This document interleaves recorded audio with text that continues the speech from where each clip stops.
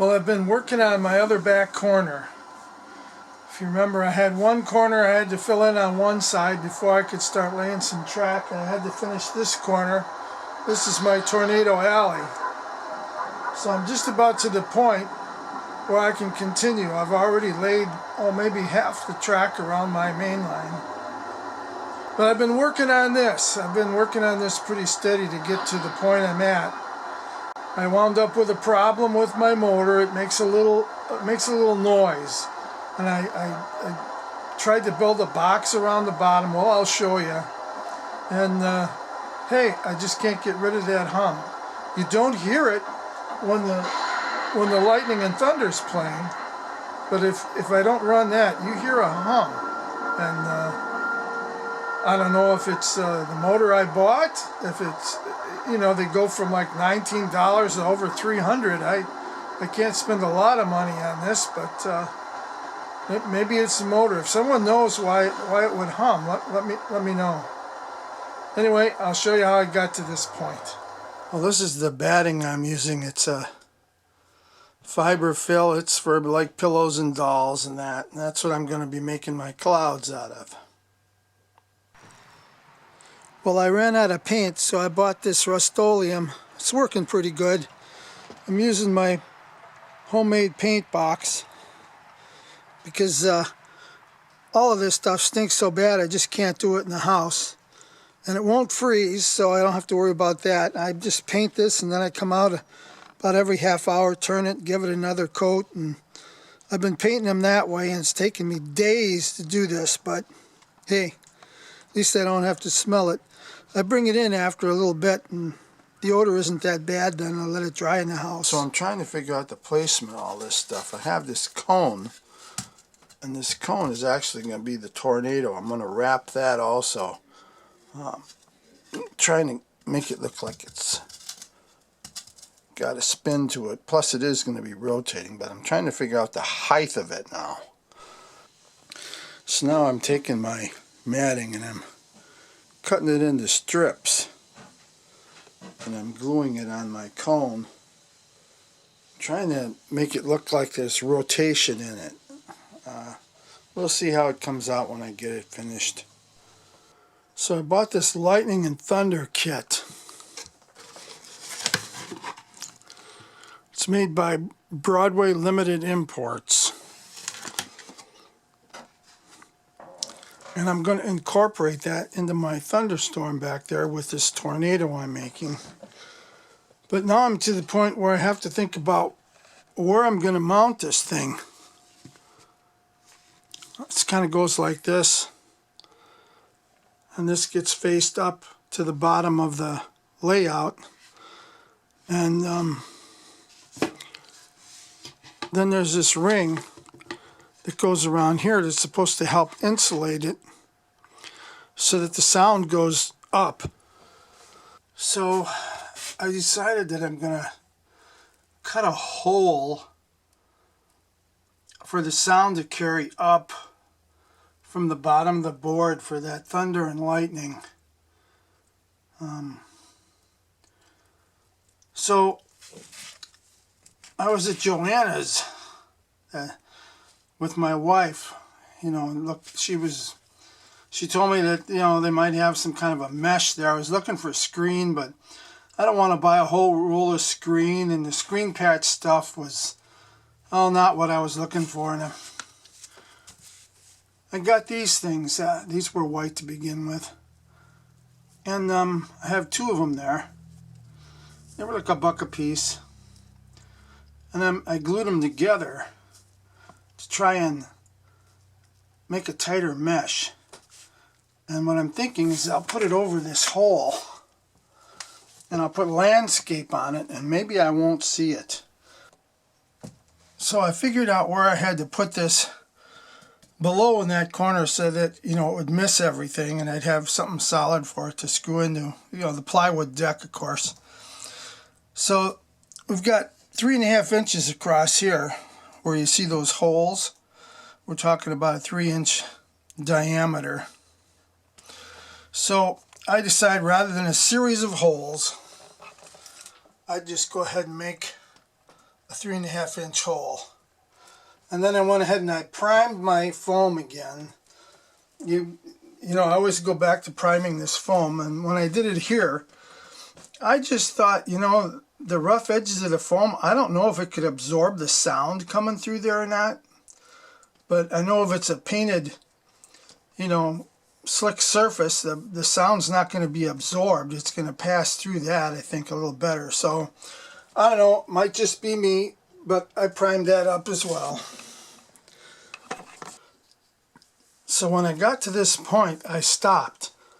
I've got some clouds that are glued up on the backdrop, but I wanted to get all this static grass that I use and stuff on the layout before I go any further with my clouds and stuff. I don't want all this grass somehow to get up in my clouds. So I made a template of my chicken coop and the barn, and I put down my static grass. And now I'm going to fasten those lights back in there. My foam is about maybe 3/8 of an inch away from the backdrop, and that's where I anticipated putting my first group of lights for my thunder and lightning. Well, the barn and the farmhouse is coming from Model Power. The barn was built, so I painted up the roof and changed a few colors and weathered a little bit and added some grass and stuff like that to it. Now I have to build this house and get it ready for that farm scene that's all part of my tornado alley. Well, this is what my barn looks like now after I touch it up with some paint. I painted the roofs as a silver color, trying to get some galvanized roof in there. I painted the silo. I painted the roof green. Added some rust around on the roof and that. That's what that looks like. Well, I built and painted that house, and I installed a light in there. Tried to weather the roofs a little bit. Got an outhouse too there. And a dog house, if you can see it. Let's see if I can turn that around. Yeah. So that's going to go on my farm scene so I can start getting this together. I was waiting for a light I ordered. Well, I'm getting ready to work on my tornado. And I think I have everything I need now.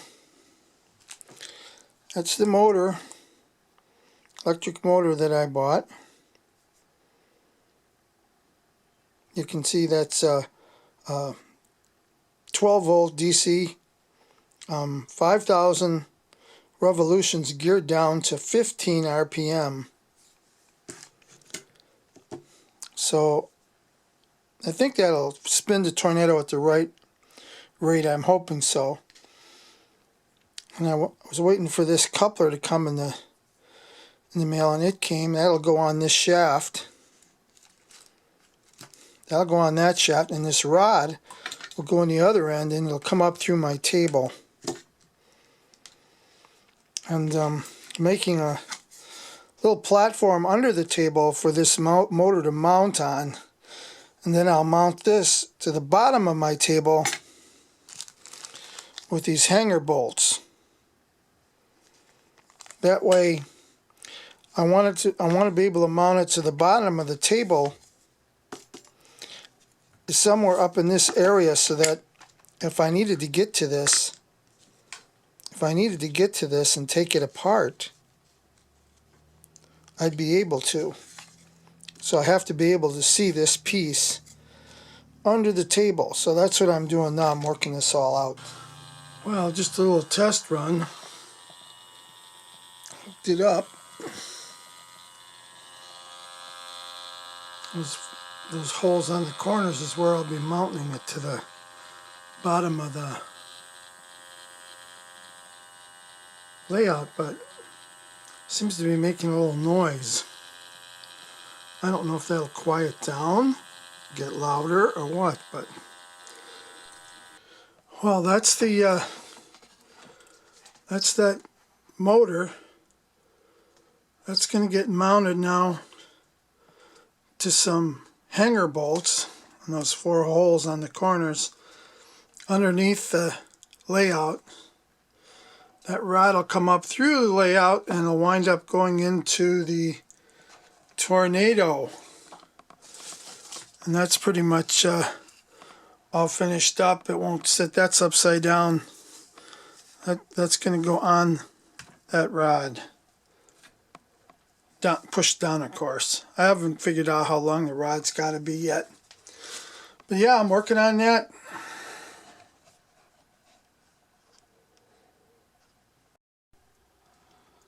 So that's that styrofoam box I built just to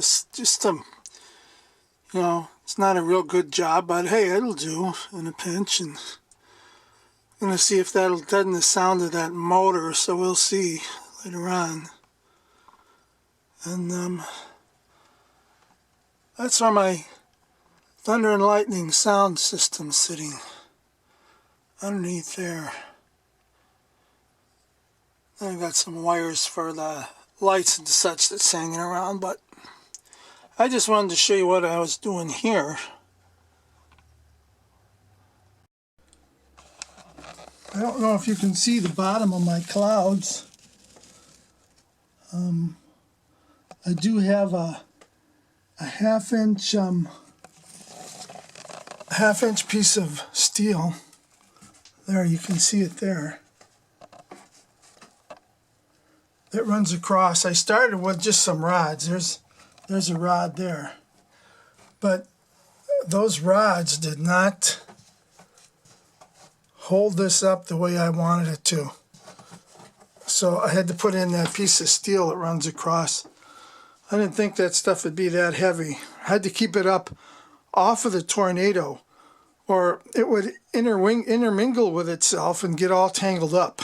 Between the house and the barn and the chicken coop and the fence, if you centered that point, right back in there, that's where my speaker for my thunder and lightning is at. And it worked out real good. I used that 2mm static grass on it, and I did the covering, did the scenery and everything before I mounted the unit on the bottom, and hey, it really hides it good. You can't see there's a speaker there. So I like that idea.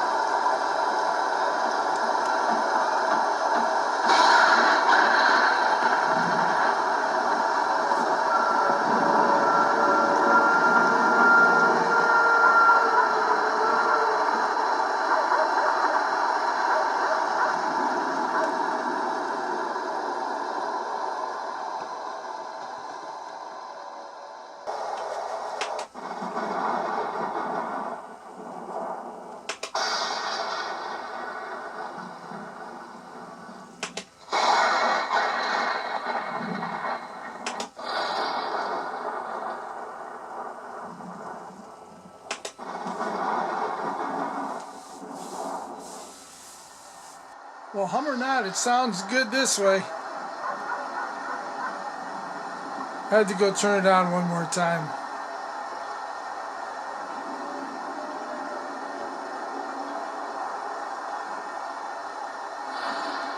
Yay, I'll catch you on my next one.